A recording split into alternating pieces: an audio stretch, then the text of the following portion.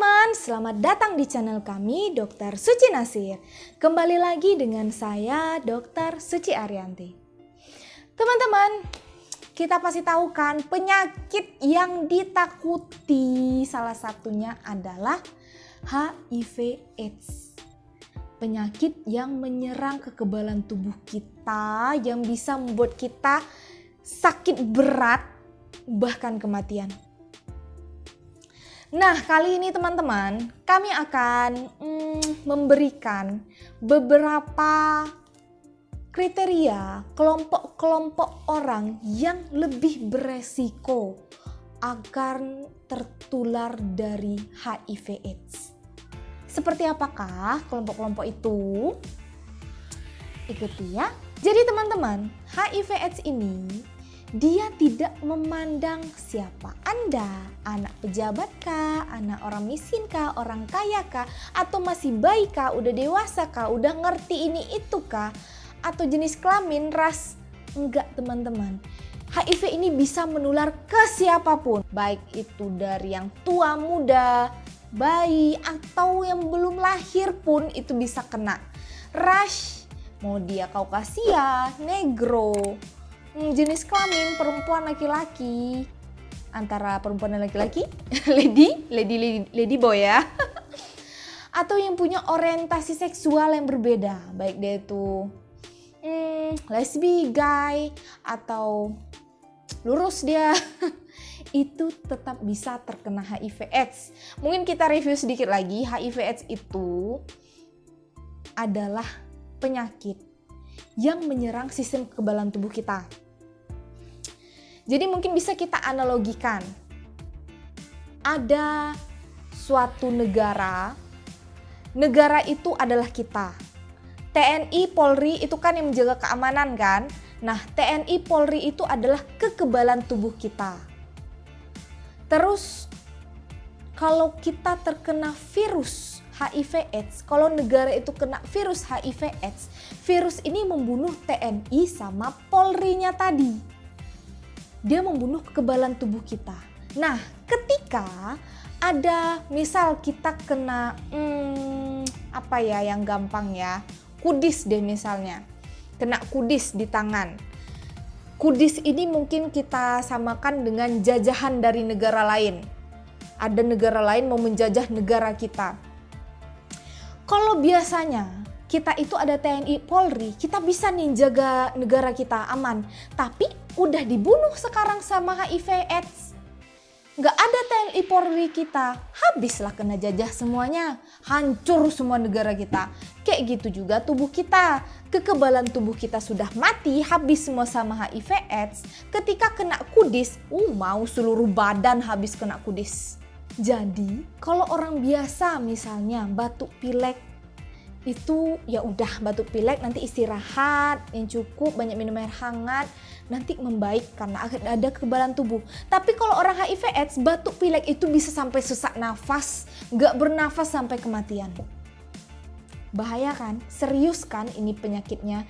Bahkan sampai sekarang kan memang belum ada obatnya yang ditemukan.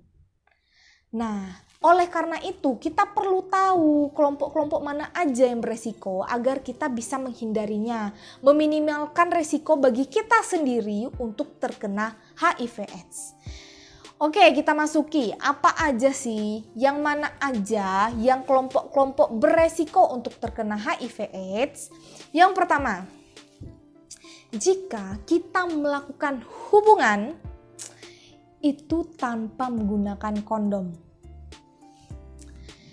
Kondom di sini dianjurkan itu yang jenis latex atau poliuretan yang steril, yang sekali pakai. Kalau udah sekali pakai udah dibuang, jangan dipakai lagi karena hemat. Nabung penyakit itu namanya.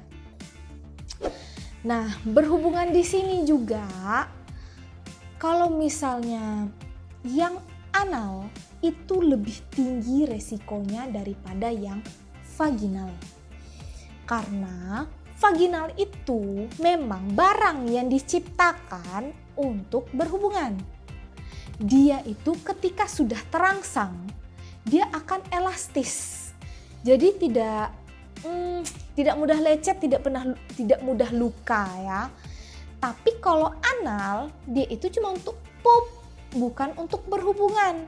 Jadi dia lebih kaku ketika dilakukan penetrasi, itu malah lebih mudah lecet hingga berdarah.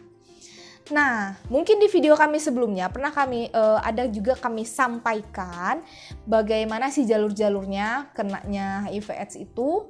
Mungkin teman-teman bisa cek lagi video yang satu lagi tentang HIV. Salah satunya itu lewat darah. Nah, kalau misalnya lecet berdarah itu jadi pintu masuk untuk HIV-nya. Bisa terkena HIV/AIDS. Yang kedua, orang yang memiliki penyakit infeksi menular seksual. Infeksi menular seksual itu apa aja sih? Banyak ya teman-teman, ada sifilis atau raja singa, ada keputihan itu juga bisa, kondiloma acuminata. Oh mungkin ini bagusnya nanti kita buat aja ya videonya yang lain, apa-apa aja sih infeksi menular seksual biar teman-teman juga bisa nambah wawasan kan. Nah jadi kalau misalnya kita itu berhubungan dengan orang yang memiliki penyakit infeksi menular seksual, itu di bagian alat vitalnya bisa lebih tinggi ada lecet atau luka. Nah ini bisa jadi pintu masuk lagi. Ketika berhubungan ada luka, ada darah, kontak, ya masuklah HIV-nya dari sana. Terkena juga lah dia dengan HIV/AIDS. Yang ketiga, kelompok orang yang sering memasang tato atau tindi. Kenapa? Kalau kita mau membuat tato atau tindi, kita akan menggunakan jarum kan yang tajam. Kalau jarum ini tidak steril teman-teman, jarum inilah yang pengantarnya. Contoh nih, saya mau buat gambar tato di sini misalnya kan. Ditatoin, ketika ditusuk itu kan banyak pembuluh darah di tubuh kita ini. Itu darahnya ada kontak nih ke jarum tadi. Oke, sudah selesai, datang orang yang lain. Ternyata dari pemeriksaan saya ini rupanya HIV. Datang orang yang lain, dipakai lagi jarum yang tadi. Langsung dibuat lagi tato ke badan dia. Nah, masuklah HIV yang kontak sama darah saya ke badan orang itu. Terkenalah dia HIV/AIDS, tindi juga begitu. Intinya kalau mau kalian menggunakan tato atau tindi, pastikan sterilnya dan cuma sekali pakai agar tidak beresiko terkena HIV/AIDS. Lebih bagus lagi tidak usah tato sama tindi. Kalian udah cantik kok, udah ganteng. Yang keempat, yang beresiko itu adalah pengguna narkoba suntik. Jadi kembali lagi, dia narkoba pakai suntik kan. Nah saat suntik itu kan kontak dengan darahnya. Seringnya kalau kita pakai narkoba itu kan biasa ngumpul rame-rame. Ya udah lo pakai, gue pakai, lu pakai, kita bersama cuy. Jadi udah cucuk di sini, cucuk di situ, cucuk. Ya udah satu orang aja yang kena HIV, dah lah rame-rame lah, udah narkoba kena, HIV pun kena. Kalian kalau mau narkoba, enggak sih aku nggak nyuruh narkoba ya. Kalau intinya kalian menggunakan suntik itu sekali pakai. Nggak cuma di perihal narkoba, kalau misal ada pengobatan pun itu harus sekali pakai dan suntikannya itu harus steril. Memang anjuran lagi, memang seharusnya lebih bagus jangan narkoba. Yang kelima, kelompok beresiko itu jika melakukan hubungan, ngertilah kan hubungannya itu apa? Dengan orang yang pengguna narkoba. Karena kan udah disebutkan tadi, kalau yang narkoba itu, narkoba suntik nih ya, dia beresiko untuk terkena HIV. Nah, berhubungan pula dia dengan yang pengguna narkoba suntik ini, udahlah lewat darah, lewat gesekan, lewat vagina, cairan vaginal kan, sperma. Kena. Positif.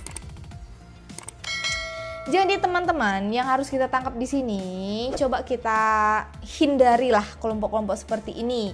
Diperbaiki, sesuatu yang buruk itu dihindari. Jangan dilakukan yang narkoba, atau kalau bisa jangan tato, tindik, sterilitasnya dijaga.